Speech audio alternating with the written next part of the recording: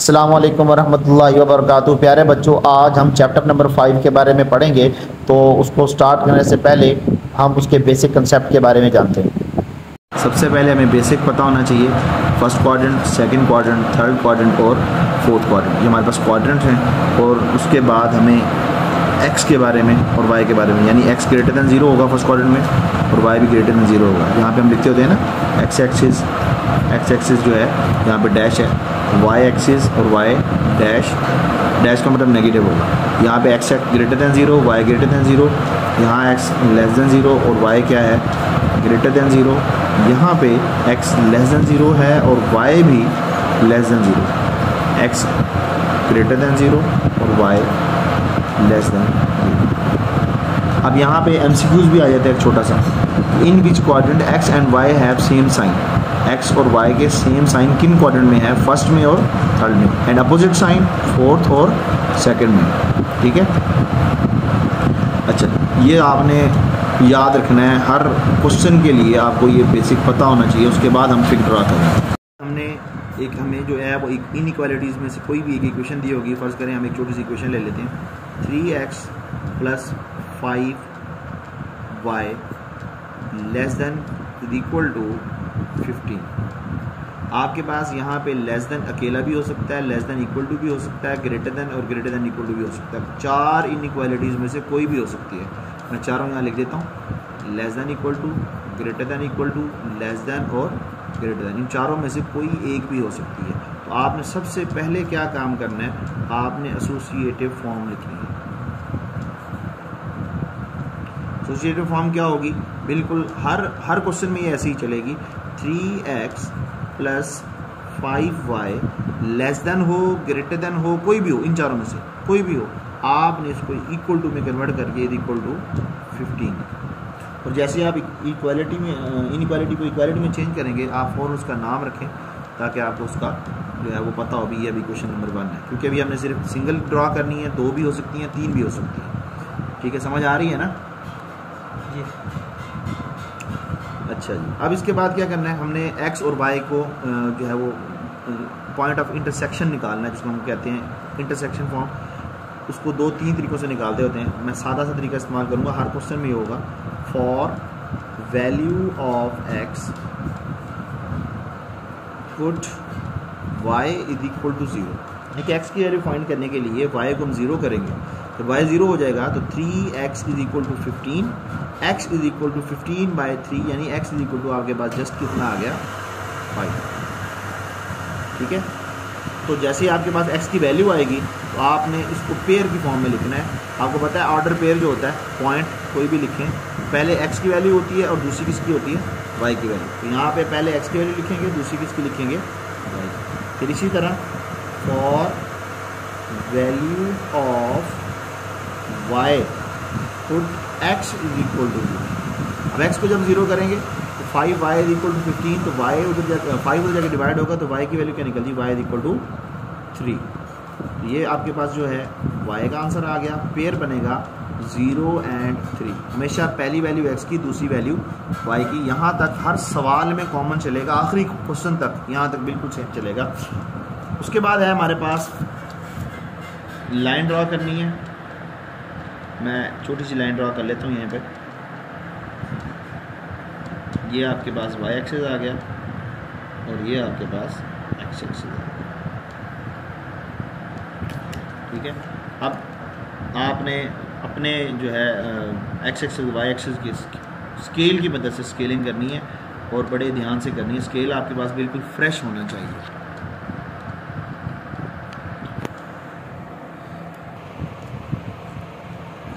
X axis और Y axis के ऊपर आपने निशान लगाने। तो जैसा कि यहाँ पे स्केल पे नज़र आ रहा होगा आप लोगों को, आपने किसी भी पॉइंट को फिक्स कर लेना है। मिसाल के तौर पे मैं जहाँ पे 8 को फिक्स कर रहा हूँ सेंटर पे, इस सेंटर को ओरिजिन का नाम देते होते हैं। यहाँ पे ये देखें, 1 2 3 4 5। अब बच्चे पूछते हैं सर कितनी हमने जो है ना लाइन तक लेके जाना है, कहाँ तक, किस पॉइंट तक लेके जाना है, 5 6 7 8? नहीं भाई, आपने x की वैल्यू जो मैक्सिमम है, ये पॉजिटिव है ना, पॉजिटिव एक्स की वैल्यू जहाँ तक है वहाँ तक लेके जाएं। तो 5 है तो हम ये 5 तक आ गए, 6 होती तो 6 तक जाते हैं, 7 होती 7 तक जाते। अगर वैल्यू बड़ी हो तो उनको भी इसी तरीके से हमने 2 का जो है ना वो पेयर बना के डिवाइड करके करना है। अब नेगेटिव एक्स की वैल्यू हमारे पास इस वक्त नहीं है, अगर होती तो हम उसकी भी ड्रा कर लेते, नहीं है तो छोड़ देते, कोई मसला नहीं है। इसी तरह वाई की वैल्यू मैक्सिमम क्या है 3, तो इसी तरह ये जो है यहाँ से मैं 8 पे फिक्स कर रहा हूँ, ठीक है। सेंटीमीटर्स में से आप निशान लगाएं, ये जी आपके पास 1 2 और 3, ये 1 ये 2 6 के वाले लाइन। स्केल फ्रेश होगा तो इससे आपकी ये गलती नहीं होगी। और ये बहुत अहम काम है ख़ास तौर पे ग्राफ को ड्रा करने के लिए, ठीक है। 3 तक चले गए।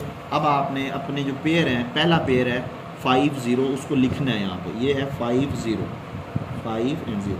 इस तरीके से ना थोड़ा सा इसको डार्क कर लेंगे ताकि वो हमें नज़र आए भी हमने ये पॉइंट लिखा है। 0 3 1 2 3, ये आपका आ गया 0 and 3। आपने ये लाइन ड्रॉ कर लेंगे,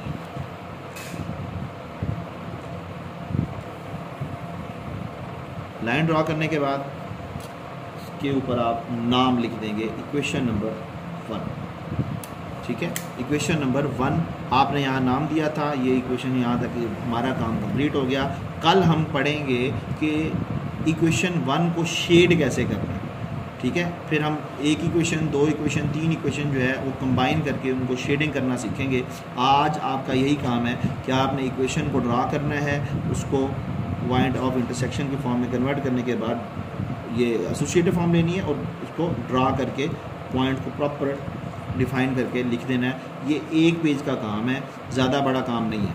अच्छा, इसमें अगर 2 लाइनें होंगी तो 2 लाइनों को किस तरह ड्रा करेंगे वो भी मैं आपको बता देता हूँ। सिर्फ ड्रा करना सिखा रहा हूँ, कल हम इंशाल्लाह इसके ऊपर ग्राफ शेड करना सीखेंगे।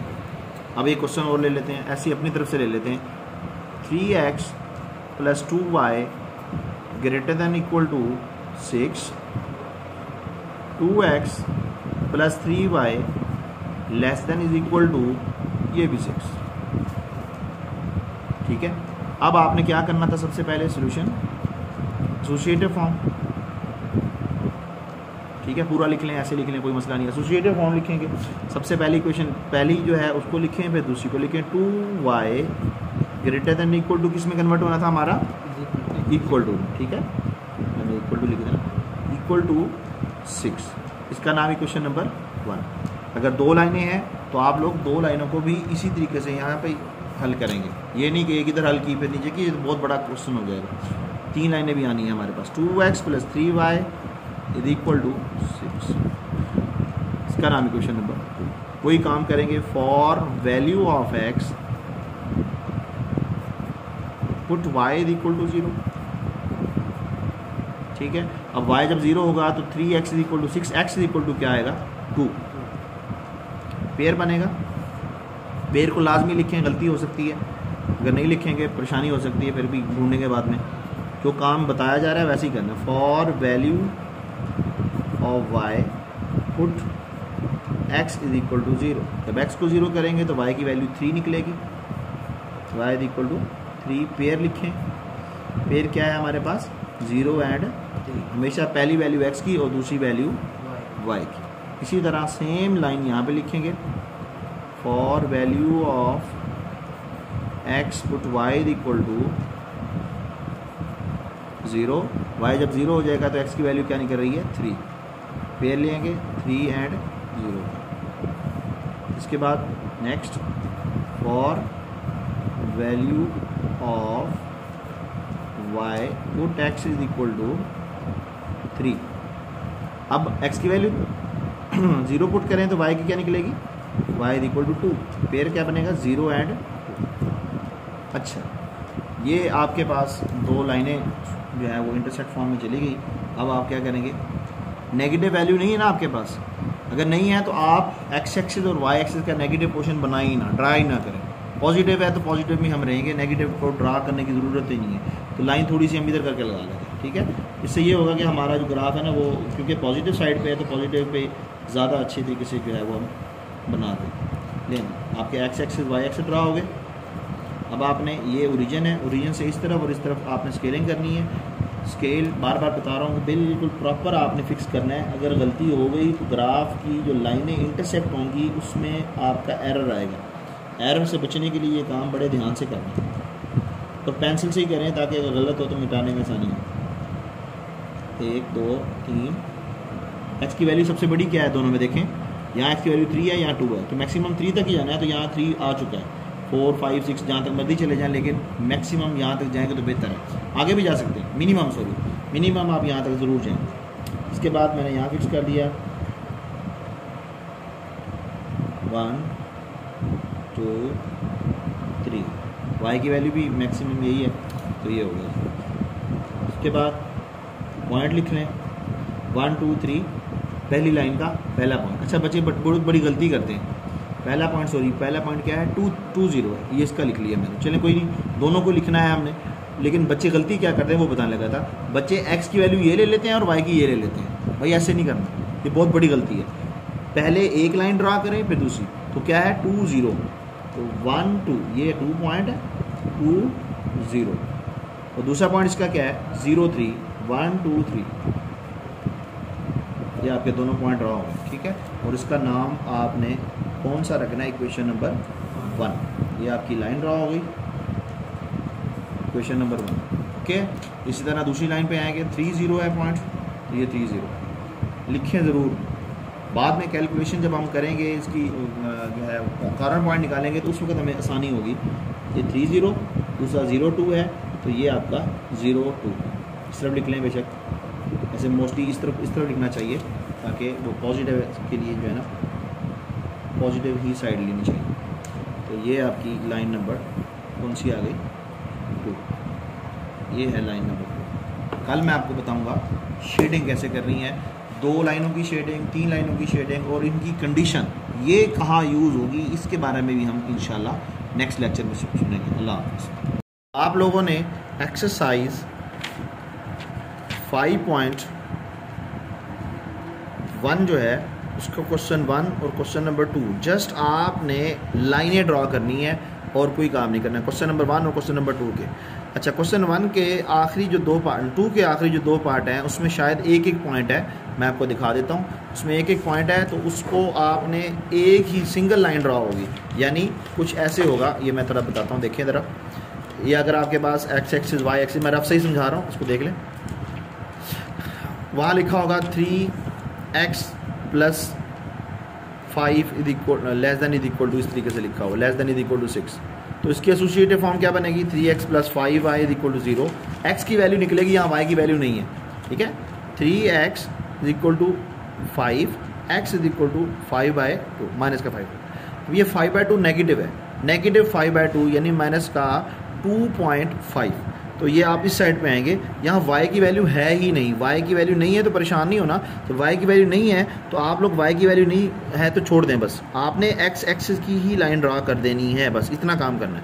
एक लाइन ये है, दूसरी लाइन क्या पता ऐसी हो, क्या पता ऐसी हो, किसी भी किस्म की कोई भी लाइन है वो आपने ड्रा करनी है, लेकिन ये लाजमी ड्रा करनी है, ठीक है। जो लाइन जैसी है आपने ड्रा कर देनी है। शेडिंग हम कल पढ़ेंगे इंशाल्लाह।